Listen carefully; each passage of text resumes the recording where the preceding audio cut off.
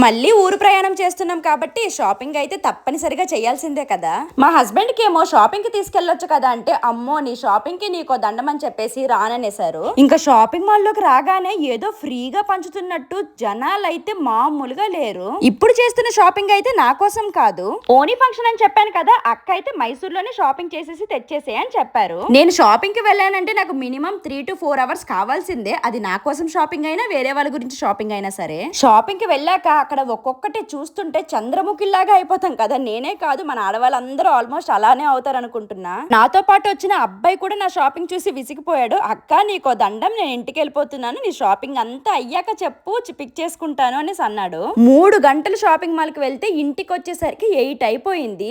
ఇంతసేపు నేను చేసిన షాపింగ్ అయితే ఒక పట్టు సారీ, 2 లెహెంగాస్, 3 డ్రెస్సులు. షాపింగ్ అంటే మనకి ఎక్కడ లేని ఓపిక అంతా వచ్చేస్తది కదా. ఇవన్నీ కూడా మా హస్బెండ్ తో ఇచ్చి ఊరైతే పంపించేశాను. నేను వేసుకున్న కార్డ్ సెట్ అయితే చాలా బాగుంది, ఇక్కడ ట్యాగ్ చేస్తాను, చెక్ చేయండి.